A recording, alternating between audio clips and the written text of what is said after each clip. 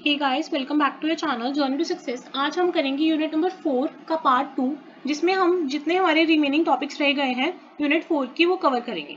तो सबसे पहले अब हमारा टॉपिक है डिस्क्रिमिनेंट एनालिसिस। हमने कंटिन्यू करना था, यहाँ तक हमने कर लिया है डिस्क्रिमिनेंट एनालिसिस। तो डिस्क्रिमिनेंट एनालिसिस क्या है? Discriminant analysis is used for discriminating among groups by analyzing data with the help of categorical dependent variables and a set of independent variables। अगर हम सिंपल लैंग्वेज में बात करें तो डिस्क्रिमिनेंट एनालिसिस में हम डिस्क्रिमिनेशन करेंगे ग्रुप्स के बीच में, ताकि हम एनालिसिस ऑफ डाटा कर सकें। तो इसका गोल क्या है कि हम ऐसा रूल डेवलप करें ताकि हम प्रोडिक्ट कर सकें कि जो 2 और मोर प्रीडिफाइंड ग्रुप्स हैं उनको हम ऑब्जर्व कर सकें belongs based on the value of independent variables. इसके एग्जांपल क्या है? फॉर एग्जांपल आपको क्रेडिट स्कोरिंग करनी है, तो will a new loan applicant default करेगा या रीपे करेगा? तो आप स्कोरिंग करोगे इसमें, ठीक है। तो इसको कैटेगरीज में डिवाइड करके डिस्क्रिमिनेशन कर दोगे अमंग द ग्रुप्स, और उसके बाद एनालिसिस ऑफ डाटा होगा। अगर जैसे नेक्स्ट क्वेश्चन है कस्टमर रॉयल्टी रेटिंग करनी है, तो जो न्यू कस्टमर होगा वो लॉयल होगा या नॉन लॉयल होगा, ठीक है। तो 2 ग्रुप्स है, तो रिग्रेशन भी हम यूज कर सकते हैं, but no needed given a true discriminant analysis. तो टूल क्या हम यूज करेंगे? Discriminant analysis of tool. तो इसमें के ग्रुप प्रॉब्लम होगी, जहां पे के ग्रेटर देन और इक्वल टू 0 होगा, तो रिग्रेशन हम यूज नहीं कर सकते, तो उस जगह पे हम डिस्क्रिमिनेंट एनालिसिस का यूज करेंगे। नेक्स्ट हमारा टॉपिक है कोजॉइंट एनालिसिस। कोजॉइंट एनालिसिस क्या होता है? Conjoint analysis is a survey based statistical technique used in a market research that helps determining how people value their different attributes. तो ये जो कोजॉइंट एनालिसिस है, ये एक सर्वे मेथड है। कौन सा मेथड है? सर्वे मेथड है। तो इसमें क्या है, मार्केटिंग रिसर्च को डिटरमाइन करने के लिए जो पीपल के डिफरेंट डिफरेंट एट्रीब्यूट्स हैं, एट्रीब्यूट्स कौन से हो गए? जैसे फीचर्स हो गए, फंक्शंस हो गए, बेनिफिट्स हो गए, तो वो सब कंसीडर किए जाते हैं। कोजॉइंट एनालिसिस का ऑब्जेक्टिव क्या होता है? इसमें हम डिटरमाइन करते हैं कि क्या क्या चॉइसेस हैं या डिसीजंस हैं जो एंड यूजर्स को डिराइव करते हैं कोई भी प्रोडक्ट, सर्विस या पॉलिसी लेने के लिए। सो ये काफी सारे फील्ड्स में यूज होता है, बेशक ये मार्केटिंग हो, प्रोडक्ट मैनेजमेंट हो, ऑपरेशन रिसर्च हो। तो conjoint analysis is used in the various fields, क्योंकि ये हमें बताता है कि क्या क्या चॉइसेस हैं या डिसीजंस हैं एंड यूजर्स के। तो टाइप्स हमें पता होनी चाहिए कोजॉइंट एनालिसिस की। इसमें बेसिकली 4 टाइप्स जो हम करेंगे वो कौन सी हैं? Choice based conjoint analysis, adaptive conjoint analysis, full profile conjoint analysis और मैक्स डिफरेंस कोजॉइंट एनालिसिस। तो चॉइस बेस्ड कोजॉइंट एनालिसिस क्या कहती है? This is the most common forms of conjoint analysis and is used to identify how a respondent values combination of features. तो choice क्या करता है, जो रिस्पोंडेंट है वो कैसे अप्रोच करता है।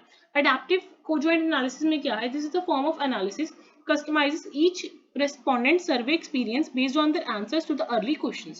It often leveraged in studies where several features or attributes are being evaluated to streamline the process and extract the most valuable insights from each respondent. तो इसमें adaptive है ये कोजॉइंट एनालिसिस। नेक्स्ट है profile For full profile quotient analysis, this form of analysis presents the respondent with a series of full product description and asks them to select the one that has been most inclined to buy. तो इसमें आप basically main तो names याद ही करके जाना, types मतलब याद करके जाना कोजॉइंट एनालिसिस की, उसके अंदर आप थोड़ा डिस्क्राइब कर सकते हो उस एनालिसिस के बारे में।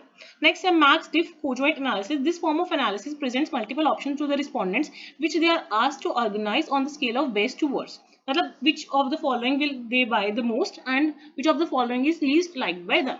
तो बस जो चॉइस है उसमें चॉइसेस दी जाती हैं। अडैप्टिव में वो कैसे अडैप्ट करेंगे, फुल प्रोफाइल में उनको फुल प्रोडक्ट डिस्क्रिप्शंस देनी होती हैं, और मैक्स डिफ में उनको बताना होता है कि कौन सा प्रोडक्ट वो स्केल करना होता है कि कौन सा उनको बेस्ट लगता है और कौन सा उनको वर्स्ट लगता है, ऐसे उनको स्केलिंग करनी होती है मैक्स डिफ में। नेक्स्ट हमारा है फैक्टर एनालिसिस एंड लास्ट हमारा बच जाएगा क्लस्टर एनालिसिस। उसके बाद हमारा सिर्फ रिपोर्ट राइटिंग बच जाएगा। तो अब हमारा है क्लस्टर एनालिसिस। फैक्टर एनालिसिस क्या होता है? Factor analysis is a way to condense the data in many variables into just a few variables. For this reason it is also sometimes called dimension reduction. तो factor analysis में हम basically dimension को reduce करते हैं, मतलब बहुत सारे variables को हम जस्ट अ फ्यू वेरिएबल्स में ग्रुप इनटू कर देते हैं। It means grouping of variables with high correlation. Factor analysis includes techniques such as principal component analysis and common factor analysis। तो बेसिकली 2 प्रिंसिपल टाइप्स हैं factor analysis के। वो कौन कौन से हैं? एक तो है EFA और एक है CFA। EFA क्या है? एक्सप्लोरेटरी फैक्टर एनालिसिस, और C क्या है? Confirmatory factor analysis. तो एक्सप्लोरेटरी फैक्टर एनालिसिस क्या कहता है? A researcher approaches a data set with no preconceived notions, मतलब उसमें कोई प्री कंसीव्ड नोशंस नहीं होते, वो जस्ट एक्सप्लोर करने के पॉइंट ऑफ व्यू से फैक्टर एनालिसिस करता है। और जो कंफर्मेटरी होता है इसमें क्या है, वो सिर्फ टेस्ट करता है हाइपोथेसिस को और कंपैरिजन करता है, जो भी उसका ऑब्जर्व्ड डाटा है उसका कंपैरिजन करता है। नेक्स्ट हमारा है क्लस्टर्ड एनालिसिस। क्लस्टर्ड एनालिसिस क्या है? It is a class of techniques that are used to classify the object. सी से क्लस्टर हो गया, सी से क्लासिफिकेशन ऑफ ऑब्जेक्ट्स हो गया, तो इसे हम लर्न कर सकते हैं। That are used to classify objects और केसेस इनटू रिलेटिव ग्रुप्स, जिनको हम ग्रुप्स बना देते हैं उनको हम क्या कहते हैं? क्लस्टर्स। तो in cluster analysis there is no prior information about the group और cluster member for any of the object. इसमें कोई भी प्रायर इन्फॉर्मेशन नहीं होती, यही इंपॉर्टेंट पॉइंट है क्लस्टर एनालिसिस का। और जो क्लस्टर एनालिसिस है ये भी फर्दर बहुत सारे टाइप्स की होती है। हम इसके जो मेन टाइप्स करने वाले हैं वो मैं इसको पर्पल से मार्क कर रही हूँ। टाइप्स ऑफ क्लस्टर एनालिसिस कौन कौन सी हो सकती है? हायरार्किकल, उसके बाद सेंट्रॉइड बेस्ड, डिस्ट्रीब्यूशन बेस्ड और डेंसिटी बेस्ड। ठीक है, तो हम ये याद करेंगे, हायरार्किकल, सेंट्रॉइड, डिस्ट्रीब्यूशन और density. Centroid, distribution, density and hierarchical. जो हायरार्किकल क्लस्टर एनालिसिस है इसमें इसका मतलब क्या होता है? In this method first a cluster is made and then added to another cluster to form a single cluster. This process is repeated until all the subjects are in the one cluster. So इसलिए जो hierarchical है इसको further हम दो parts में divide कर सकते हैं, एक तो है agglomerative और एक है divisive। तो एग्लोरोमेटिव में हम क्लस्टर्स बनाते जाते हैं जब तक हमारे पास एंड में सिर्फ एक ही क्लस्टर नहीं बच जाता। तो इसमें क्या है? Starts with single objects and starts grouping them into clusters, ताकि एट लास्ट जो हमारे पास रिजल्टेंट आए उसमें जितने भी हमारे सारे सब्जेक्ट्स हैं वो यूनाइट होकर एक सिंगल क्लस्टर बन जाए। आगे है डिवाइसिव मेथड। इसमें क्या है? हायरार्किकल मेथड है in which cluster starts with the complete data set and then start dividing into partitions. ये उल्टा हो गया एल्गोरिथमेटिक का। उसमें हम अलग अलग पार्ट्स को जोड़ के एक बनाते थे, इसमें क्या है? एक सेट होता है, कंप्लीट सेट होता है, देन आप उसको काफी सारे पार्टीशन में या काफी सारे क्लस्टर्स में क्या कर देते हो? वो डिवाइड कर देते हो। आगे क्या है? Centroid based clustering. ये इसका में क्या होता है? In this type of clustering clusters are represented by a central entity which may और may not be given in the given data set. K means method of clustering is used in this method. तो अगर आपको कोई पूछे centroid based clustering में आप हम क्या यूज करते हैं? के मींस मेथड यूज करते हैं, where k are the cluster centers and the objects are assigned to the nearest cluster centers. Distribution में हम क्या करेंगे? It is the method of clustering model closely related to the statistics based on the models of distribution. Objects जो same distribution को belong करते हैं उन्हें हम सेम क्लस्टर में डाल देते हैं। उसके बाद कैप्चर करते हैं हम सम कॉम्प्लेक्स प्रॉपर्टीज को, लाइक कोरिलेशन, या फिर हम बात करें इंडिपेंडेंस वेरिएबल्स को। नेक्स्ट लास्ट हमारा है density based clusters. In this type of clusters are defined by the areas of density. तो डेंसिटी के अकॉर्डिंग होगा, नाम से जैसे नाम से ही क्लियर होगा। जो सेंट्रॉइड बेस्ड है उसमें हमने सेंट्रॉइड यूज करना है, मतलब के मींस मेथड यूज करना है।